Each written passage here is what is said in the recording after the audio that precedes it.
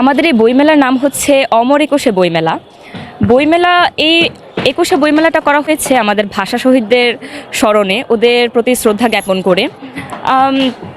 তারা তো 1952 সালে নিজেদের জীবন দিয়ে, নিজেদের রক্ত দিয়ে আমাদের এই বাংলা ভাষাকে আমাদের করে দিয়েছে।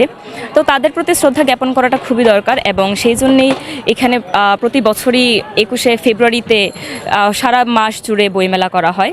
তাদের প্রতি শ্রদ্ধা জ্ঞাপন করা উচিত, আমাদের সবার তাদের স্মৃতিকে সংরক্ষণ করা উচিত এবং নিজের ভাষাকে সম্মান দেওয়া উচিত। এটা হচ্ছে সবথেকে বড় কথা, কারণ আমরা তথাকথিত নানাভাবেই শহীদদের প্রতি শ্রদ্ধা জ্ঞাপন করি, শহীদ মিনারে ফুল দেই, আরও নানান কিছু, এবং সেগুলো শুধুমাত্র সোশ্যাল মিডিয়াতে দেখানোর জন্যই কি, নাকি আমাদের নিজেদের ভাষাকেও সম্মান প্রদর্শন করতে হবে, নিজেদের ভাষাকে ধরে রাখতে হবে। এবং এখন আমরা ভাষাকে বিকৃত করে ফেলতেছি, যেটা হচ্ছে সবথেকে মূল বিষয়, যে বাহিরের সংস্কৃতিকে নিজেদের মধ্যে ধারণ করার চেষ্টা করতেছি এবং নিজেদের সংস্কৃতিকে লুকানোর চেষ্টা করতেছি।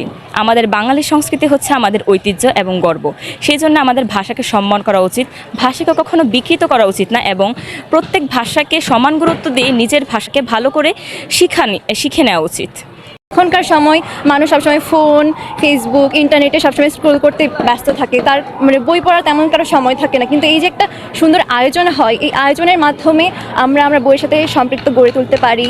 আমরা বই পড়লে কত যে জানা যায় এবং কত যে মানে একটা বইপ্রেমী হয়ে উঠতে পারি। তো এটা একটা সুন্দর একটি সুযোগ করে তোলে আমাদের বাংলা একাডেমি।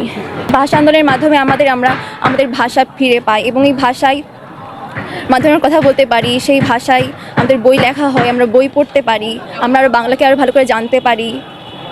অমর একুশে বইমেলাটা তো হচ্ছে আমাদের দেখা যায় সংস্কৃতির একটা পার্ট হিসেবে শুরু হয়েছে, মানে বইয়ের যে কালেকশনগুলা জনগণের কাছে তুলে ধরার জন্য নতুন রাইটারদের, পুরনো রাইটারদের, মানে লেখক পাঠকের একটা হচ্ছে সম্মেলন।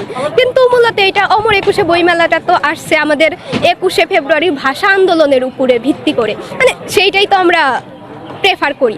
এবার হচ্ছে সার্বিক পরিস্থিতির উপরে যে 21 তারিখটা তো আমরা পাইনি, তো এই তো ব্যাপারটা এমন।